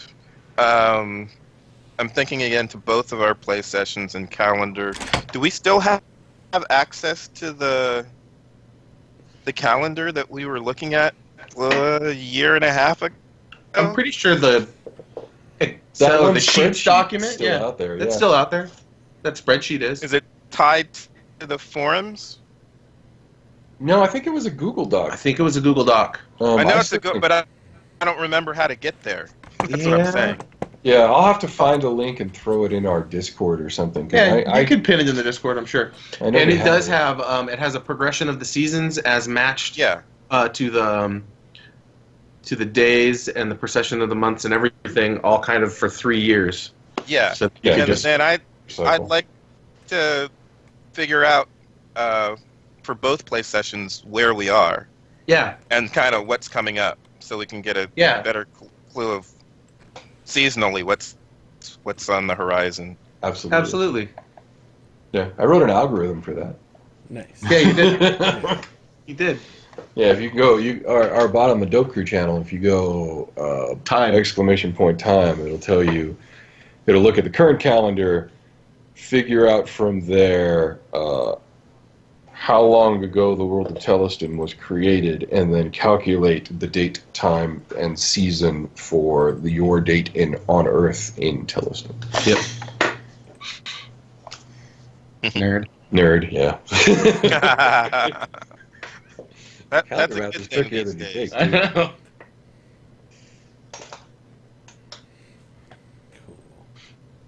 Yeah. But yeah, I needed that for the bot. But I also it's hella useful for us because having it as an algorithm means we never have to like write the massive calendar until we actually need it. Until we need it, right? Yeah. Somewhere in here I have, the days of the week, and on here they are. Days of Yeah. the week, months of the year, certain holidays we've written down. Yep. A lot Last of that Feast was and Suspent and a lot of that Balefire was for Night. is that for your play session specifically, or did you mean just in general? oh no, I wrote all this stuff for the Meow. Yeah, that's all. Yeah. Yeah. And a lot of it's in the spreadsheet, if I recall correctly. Yeah, that was when it all got documented. Yeah. The cool thing is that spreadsheet's a community effort. Yep. I didn't do that. You guys all backfilled that based on our conversations at the time, which I thought was really cool. Yep. I remember the old map. It was so close. Used to love to look at that Oh, thing and be yeah. like, oh, so close. Almost, yeah. Almost. And that's And like every revision it would get slightly more more accurate, right? It's like this is how maps worked in the real world. This is what we were hoping to recreate, is that experience. That's awesome. Nice. Very That was cool. fun. Hell yeah. Now y'all know what it looks like. Yeah. Though Well, we have an idea of the very pulled out version of it. There's definitely a lot of places that I'd love to see in greater detail or close enough detail, knowing that to truly fill in all of the details of that area would actually ruin the magic and the fun of visiting there and not Yeah. knowing exactly what's Right. there. Right. That said, if Also I had, would ruin the if long I had tail time, of building I would- modules. Yep. yeah, exactly. If I had the time though, I would love to do a topo map of Gray Shore and Anacostia. Yeah. Well, I know the actual height of all of the Yeah, I know. primary Exactly. peaks. There's enough data that I'm pretty sure you could pull it off right now. Certainly with a Yeah. world builder engine, some like a Gaia or a Well, no, I meant by hand. But or World Machine. Yeah, World May be harder to do it in World Machine. That's a procedural system. Because it's yeah. You know, that's actually pretty cool, the idea of then taking that, like, just little wedge of a globe of where Greyshore and Anacotha's at, and making it its own piece of, I don't know if it'd be a ceramic or, maybe, done in like a leathery material or something really cool, so people can actually have it and then, do Some whatever. partial. Yeah, just like a small segment of it, because I could even see somebody like then taking a mold of that. Segment of the globe because they know it's round, but they don't know what's The rest of the the world. rest of the world is like. Taking, I bet you that exists in a frogging room somewhere. oh yes, oh yeah. But I'm then sure. I would imagine being like a cool thing someone would want to do for like a cosplay thing. They take like an imprint of that, have it done through like a 3D printer, put something silvery on it, so they've got like shoulder pads that have these weird like Oh yeah, and it's a continents segment on of the world. it. It's pretty hip That's too. cool.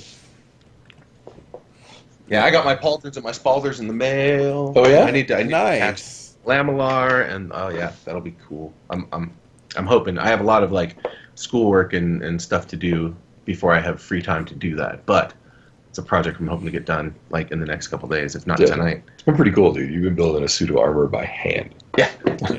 That's And I'm nearly done with my uppers, and they're badass. Though the pauldrons are larger than I thought from the picture, so they kind of look a little World of Warcraft. But they're still Yeah, badass. showing off your hair. Yeah. So, did you ever figure out an armor solution for getting hit in the ribs with the axe or a hammer or whatever, or you pretty much just try to avoid that? So the best answer to that is don't get hit there, or you should block that. Don't be there, or you should block that. I know a few blocks that are good for that, but yeah, sometimes people just get that shot. It's a good shot. I have armor there now. Uh-huh. You know, my Lamilar covers that. So usually it's just block that. Fair Yeah. enough. If you've learned the hard way, judging from the bruising. But Yes. Yeah. Well, when I first started fighting, I would crack a rib probably every other month. Oh, jeez. Like one would just get healing enough that I'd get aggressive again, and somebody would crack the other one. I'd be like, ah. So I put plates in, extra plates in on my old coat of plates that were there specifically for that. But nah, I'm better now. Gotcha. Cool. yeah, Verde's comment just chat is funny because his current fencing mask literally Yeah, has a divot. is divot Right across here. Oops. Yeah, he fought somebody too hard. Yeah. Or they fought him too hard. Right, Yeah. exactly. Should block that, Verde. Don't be there. Verde fights like Iron Fist. Like Iron Fist. Right. Have you guys watched? Did you watch it? Yep, absolutely. He has a picture of total victory in his mind. That's funny. Actually, his best offhand is his hand. Because he fights light. Well, by light I mean fencing. Yep. You know, as a rapier or Schlager, and he very commonly will catch and deflect a blade with his two fingers. Yeah, with a gloved hand. With a gloved hand, right? And people are like, "Hey, you want an offhand blade?" And he'll be like, "No, my better hand is my best offhand is my hand," is what he says. Yeah, I could see that that. kind of makes sense actually. Yeah. And apparently it's totally period legit too. Like they would have gloves that were built to Yeah. catching. Yeah. Yep. So it's fun to watch. Yeah, totally. It's cool. The things I do are a little more, I don't know, brute. Apparently, catching Larger and circles. deflecting with your ribs. Yeah. Yeah. Yeah. It's more like pugilism extended to larger implements. Basically, So yes. Oh, yeah. You even stand in a boxer stance a lot of times. Exactly. And one of the most notable fighters in my local area was an MMA guy for a long time. Nice. Yeah. I've always wondered what like Eskrima, like real legit Eskrima professionals are like in those sorts of environments. Like, have you ever seen the Dog Brothers and their things or whatever? They have their meets, and you pretty much, if you're a member and you're at a meet, you're gonna have to fight someone, and it's you see like a character in like a Tekken game or something like that they've got the sticks and they slowly move through the patterns, and then you see somebody who's actually doing it. They're twirling those damn things, Yeah. and you know Yep. that's just a meat grinder. If you got close to that, they're just gonna extend the reach a little bit and hit you Yep, like pop. 4 times across the face real fast. Yeah, exactly. Well, So- yes. Or you have time to go, what the... Exactly. And if you don't know what you're doing, you don't know which of those are fakes and which of those are fakes that you can ignore, or which Right. of those are fakes that That they if can you make ignore are real, going to yeah. be a legit strike. Yes, exactly. Which is the game, you know, like, yeah, absolutely. I've had these thoughts. But then I also had to learn, like, in the very beginning, sword fights don't take very long. Usually they're a lot of sizing up and then a few seconds, three shots, 4 Yeah. shots, tops, you know. And then it's like, wait, who died? How did that happen? What you know, just happened? so it even takes a long time to get to the point where you can watch an exchange and know exactly who won, how they won, and what just went down there, because it's very fast. Yeah. There was a guy at a Renaissance fair when I was like 12 or 13 or something, that no, I think I was actually 15. That we were out there. We both had a Shania, and he definitely had more experience than me, but I was at least sharp enough without like really any actual formal training that at the very least we would both hit each other in the side at the same time, and Yeah. that's I'll take that. I'll take that from somebody who's probably twice my age and has been doing Right. this stuff for a Yeah, while. double. But then, I actually the other side of what I was doing was fencing, and there was some area where you could like learn fencing, and it was kind of going slow. So I picked up a mask and two foils, and like saw two people that were challenging each other. It's like, hey, both of you, come on. Yep. And I was Yep. actually, I've seen people. Yep. I've seen people fight that way, just seen for Verde fun. I've fight seen that Verde way. fight that way, Just just for because a fun. melee breaks down till he's the last dude. He's standing there, and you got two people. What do? They're going to come in 45. They're going to split out and come in 45s.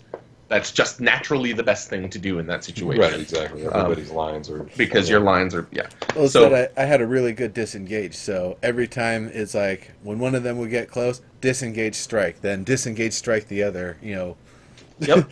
not even thinking about it. And even without doing as much with my left hand, it was definitely more offhandy. It's like, all right, I can anticipate what's going on well enough. I'm just gonna stand square, and you're not gonna hit me. Yep. I was like probably like I guess number two because there's one person that actually knew what they were doing. So number two at my high school for the fencing club. Sweet. So I had some pretty serious chops, and being a big guy with a lot of reach and just physically large, it was really intimidating a lot of times. Like I would just win because I'd back the person up. Yeah, exactly. Right. Flurry. If you Yeah. flurry and someone panics, they don't know what to do, and you can just throw that flurry until you see their eyes widen, and then they don't know what you're going to do anymore, and you can just push. right. Yeah, it wouldn't even need to be a flurry. It's just a couple of aggressive strikes, like hitting their foil down 2 or 3 times and stepping forward every time until they're pretty much backed up. And it's like, well, Yeah. you got nowhere to go now. Yeah, they're not controlling the fight Yeah. anymore. Also, weren't really using And that's exactly it. If you let the other guy side-by-side steer, you're going to die. That's what they're steering for. Because Yep. that's what the steering is, right? That's right. Well, and the trick isn't that you lay the shot on the person. I mean, it is. There is a trick in laying the shot on the person, but the trick is in getting in, laying the shot on the person without getting hit yourself. Incorporating both offense and defense is super important, and not letting the other person steer you, because what they're going to do is they're going to tell you, "Hey, do this thing." They're either by body language or by forcing you. They're going to make you do what they want you to, and as soon as you do it, they're going to kill you for it. Right. Yep. That's Pretty the game. much. That's the art, yeah. The art of the dodge. Indeed. Cool. Well, we're getting close to the 2-hour mark here. I know we had a little bit of a late start with tech and other things, but yeah, I don't know if there's any other questions. Diggs, did you have anything else you wanted to ask or mention? No, I think we covered everything I was wanting to talk about. Okie dokie. And Boss Snipe, was there anything other than, of course, the Patreon pitch, which I'm just going to put in there right now. Everybody, if you're following this stuff and you're not backing on the Patreon, like, I understand, some you might not be ready yet. You might be, broke or whatever. Or, oh no, their camera's cut out. Well, we were good timing. Yeah. Your internet dropped, guys. But yeah, what I was gonna say is definitely hit the Theleston Patreon if you're otherwise able to, because just a little contribution is definitely able to help. But then what it's actually gonna mean later down the road, being able to have access to things that you wouldn't have otherwise had access to, or just being able to help things get made that would have otherwise not gotten made without being able to get it funded. So maybe they'll be able to get better internet, so it's dropping out during shows. But I think we knew from the joint night last night that Snipe's internet was just a little bit shaky, so kind of anticipated this was going to happen. It lasted 2 hours, and we got most of the show with them. So That's cool. Yeah, Omwa Snipe, thanks for coming. Sorry you didn't get a chance to sign off here. I guess we had the opportunity to sign off, but we didn't. So now I'm sitting here rambling, and Diggs is smiling in the big screen in the middle because that's what Skype just kind of ended up putting him. So. So that being said, thank you all very much. We will be back in 2 weeks with the next episode. More about what's going on with Harold and his ridiculous situation. And next week, the official playtest is going to be back. So tune in for that. It should be really interesting. It should be exciting to see where things go from here. And that'll be it. Oh wait! They're back. We are. Holy crap! Yeah, apparently my router decided that it was time to die. Yeah.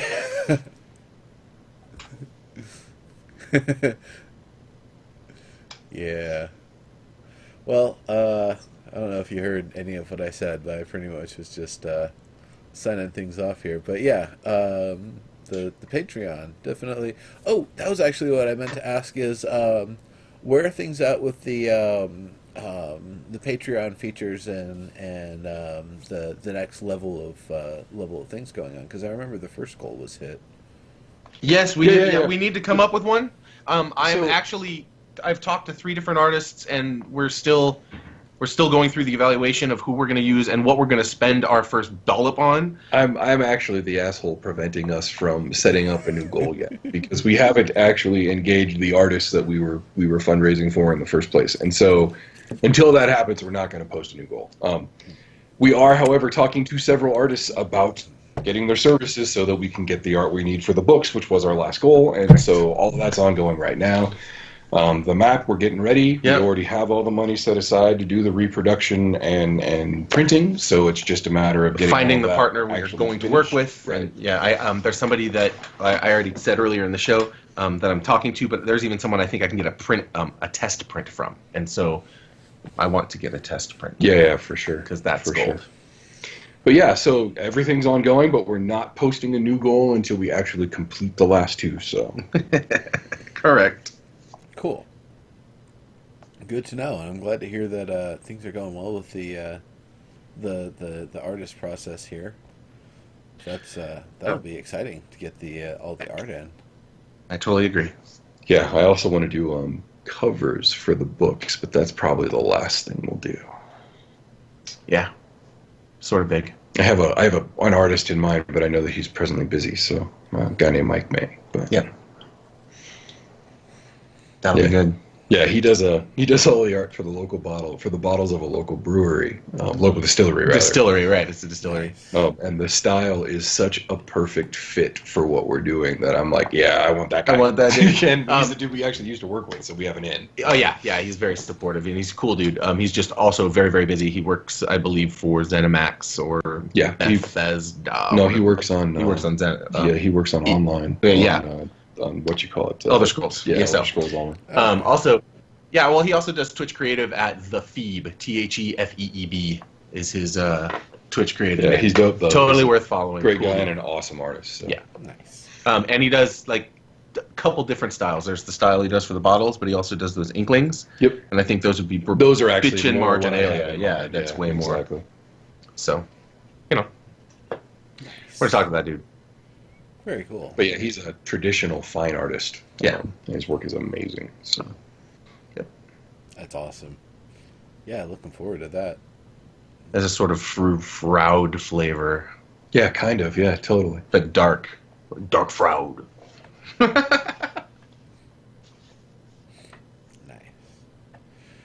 Cool.